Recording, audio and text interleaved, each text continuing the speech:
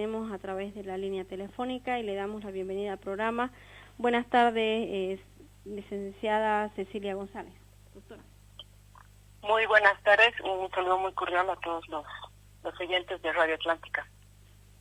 Doctora, en este tiempo se ha llevado adelante una serie de debates, comentarios respecto al tema de los transgénicos o la biotecnología. Quisiéramos en este momento, en este contacto que tenemos con usted, aclarar algunos aspectos que hacen a la conceptualización, porque al parecer hay una confusión entre el término biotecnología y el término transgénico, porque hemos visto muchos activistas hablar de transgénico, pero no de biotecnología como está establecido en la norma. Sí, precisamente la gente confunde incluso lo que es un OGM con transgénicos, creen que son sinónimos y lastimosamente hace años no se hizo una comunicación debida por parte de los científicos, y si bien ellos se interesaron por el tema de la bioseguridad, no hubo este contacto con la sociedad. A partir de ahí, que estoy hablando de los 90, es que hemos empezado a cargar este problema de que la sociedad, ante un tema que es tan complejo y desconocido y muy técnico lastimosamente, obviamente reacciona de una manera con temor ante algo que no pueden comprender fácilmente, ¿no?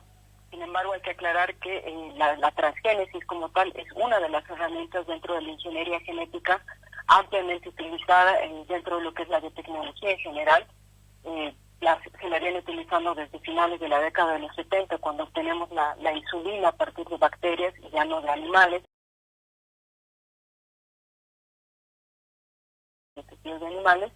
Y es ampliamente utilizado en la medicina, en el área industrial. En las aplicaciones agrícolas pues están la modificación que se ha hecho a ciertas semillas.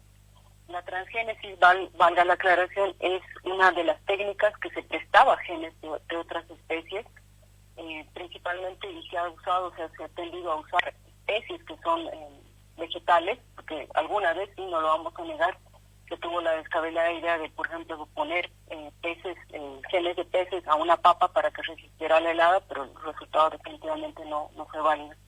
La parte que lastimosamente la mayor parte de la sociedad ignora es que para que estos productos puedan salir al mercado pasan procesos exhaustivos y largos de varios años para garantizar la inocuidad alimentaria, esto quiere decir que no haga daño a la salud, y también pruebas para garantizar que no hagan daño al medio ambiente, siempre que se use bajo las reglas del juego, ¿no? Y aquí es donde viene precisamente la desinformación, porque lastimosamente el país, sí, hay que reconocerlo, en los últimos casi 20 años no se ha movido para realmente construir un marco nacional de bioseguridad. De ahí que, por ejemplo, mucha de la desinformación que existe es producto de que hay un vacío, ¿no? Porque en realidad deberían ser los tomadores de decisión, en este caso el mismo gobierno, tomar cartas en el asunto e informar sobre todo este proceso de manera clara. Se ha emitido este decreto que la mayor parte de la gente cree erróneamente que es ya la liberación inmediata de estos. Se pone un plazo, por ejemplo, y la gente dice, bueno, entonces en 40 días esto ya se va a liberar, y no es así tampoco, ¿no? Entonces esto también es una desinformación, una brecha que hay para entender que primero hay que aplicar la normativa. Ahí se habla en el decreto, por ejemplo, de cultivos como el trigo, pero definitivamente no se ha hecho una presentación del dossier, es decir, de la intención de liberar esto, ¿no? Entonces primero tiene que suceder un montón de pasos para que realmente se pueda hablar de que puede haber o no una liberación de estos cultivos. Esto quiere decir que el decreto solamente es el inicio del proceso de utilización de biotecnología en algunos determinados productos. Y más que solo el inicio, es en realidad una llamada al Comité Nacional de Bioseguridad a que haga un trabajo y que esté atento por si empieza a recibir las solicitudes para liberación de estos cultivos, ¿no? Y como le decía, lastimosamente todos estos años el Comité Nacional ha sido como algo que ha sido llamado esporádicamente, no ha tenido un funcionamiento continuo como debería ser. Entonces esto ha provocado también que el Comité Nacional de Bioseguridad como tal no esté totalmente preparado. Han empezado nuevamente sus labores recién el año pasado. Entonces ahí hay también un desfase de la situación, por lo cual el comité ahorita, los miembros del comité están en preparación simplemente para ver si durante estos 40 días entre ellos de cómo sería el proceso para poder revisar las solicitudes que lleguen, ¿no?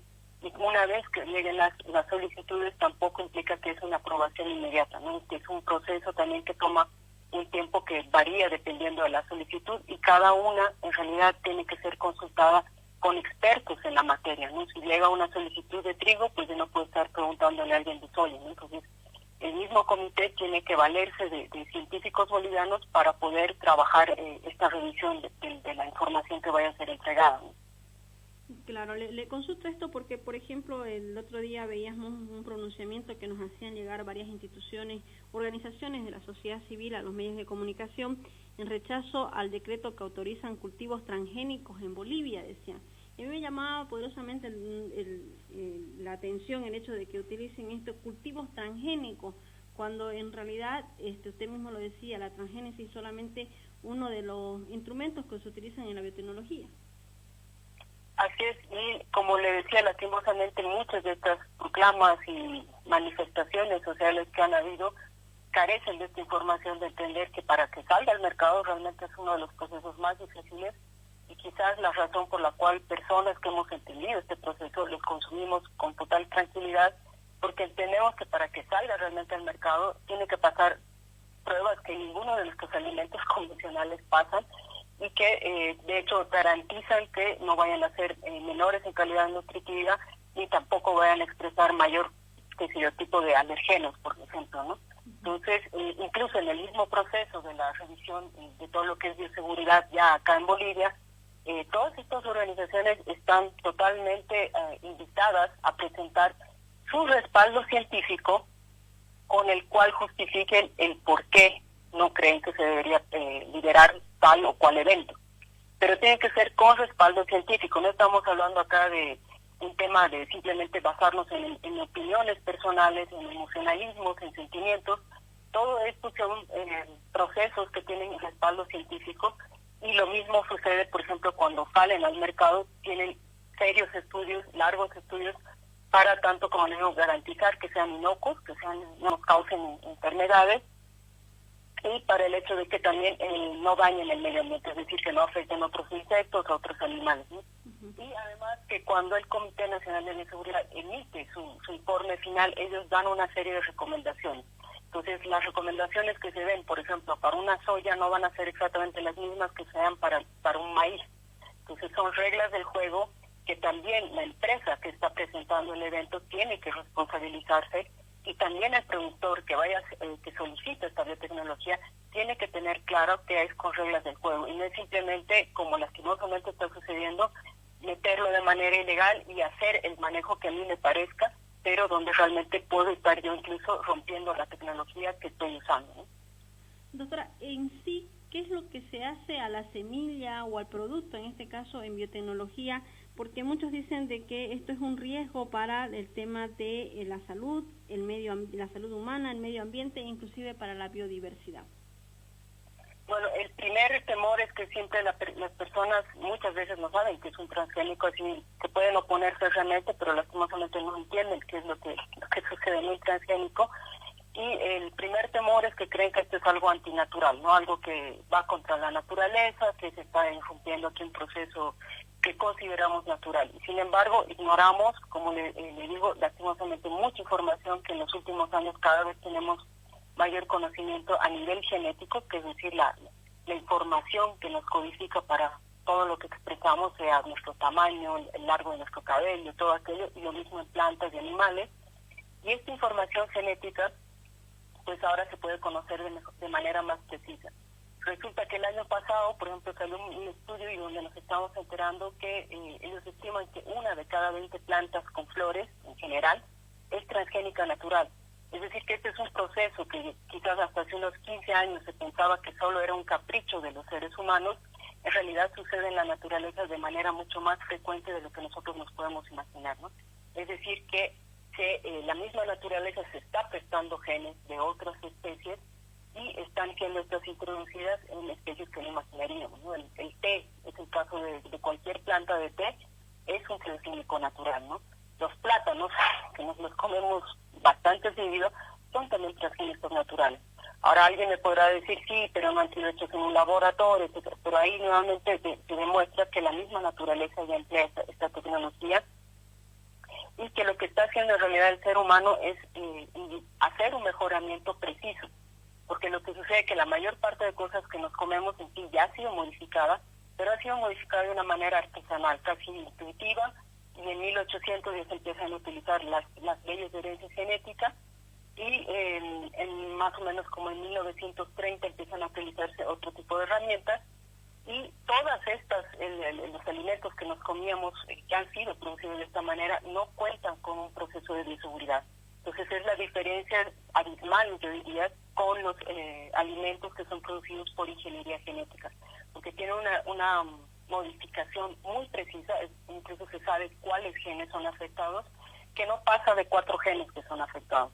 Sin embargo, muchos de los cultivos que nos comemos han sido modificados por métodos tradicionales y la cantidad de genes afectados es mucho mayor. Sin embargo, tendemos a creer que estos son más seguros, es decir, todo lo convencional, que estos que son desarrollados con tecnología. Lo mismo pasa en el tema de la medicina, tendemos a confiar en medicamentos que son obtenidos por la tecnología y muchas veces por transgénesis, que a confiar en temas que son de alimentación, ¿no? Y los medicamentos también los estamos ingiriendo, también entran en nuestro cuerpo, pero paradójicamente no nos causan ese temor como cuando están presentes en nuestros alimentos, ¿no? Doctora, uno de los temas que aduce mucho las personas, en este caso de defensa del medio ambiente, de que se utilizarían más agroquímicos si se implementa la biotecnología en la producción agrícola. Este es uno de los mitos. Evidente que en Bolivia ha aumentado, por ejemplo, el uso de ciertos herbicidas que son de categoría, ya no se trata de usar los menos tóxicos. Cualquier plaguicida, es claro, son tóxicos, tienen su nivel de toxicidad, pero en Bolivia ya se ha empezado a implementar hace varios años el hecho de que se empiecen a usar siempre los que son de etiqueta verde o azul. Esto quiere decir que no sean tan dañinos ni para el medio ambiente ni para el ser humano, y todos estos tienen que ser importados de manera legal, ¿no? El país sigue luchando con un montón de importación ilegal. El tema de plaguicidas no es algo inherente y que solo atañe al tema de transgénicos. Yo vivo acá en La Paz, he visto la producción, por ejemplo, tanto de hortalizas como de frutales en los pequeños productores, y ellos también utilizan bastantes plaguicidas. Es más, yo diría, utilizan muchos más porque están mal guiados. Entonces el temor realmente deberíamos tenerlo con los pequeños productores que no son bien asesorados y no están bien guiados. En términos generales, en 2016-2017 ya salió un estudio en Bolivia específicamente sobre la producción agrícola en Santa Cruz, de cuánto plaguicida en general se ha reducido, y por ende cuando uno reduce la aplicación de estos herbicidas, reduce también el consumo de agua y reduce también el consumo de hidrocarburos, que es la gasolina, el diésel que tienen que usar para la maquinaria, ¿no?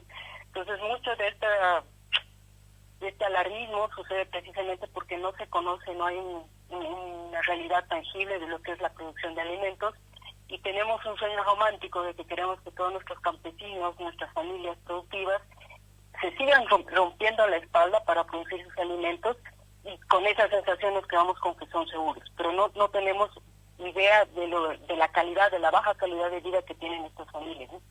Cuando de pronto sí, no es necesario que les usen semillas transgénicas, para nada, pero sí es necesario que empiecen a utilizar nuevas tecnologías como microriego, semillas híbridas, y que empiecen a recibir mayor capacitación precisamente para reducir el abuso que ellos muchas veces hacen de ciertos plaguicidas, ¿no? Entonces hay que ser un poco más realista y empezar a conocer quiénes son nuestros productores. Doctora, ante este temor que hay de mucha gente de la alimentación, de productos que sean justamente genéticamente modificados, yo le pregunto, en nuestro diario vivir de la mayoría de los ciudadanos en Bolivia, ¿ya estamos consumiendo productos que han sido genéticamente modificados? Porque pareciera que este es un problema solamente del productor agrícola, de solamente la semilla que se va a sembrar, y por ejemplo de soya, y que la vamos a consumir. Es decir, pareciera que esto fuera deducible solamente a esa cuestión.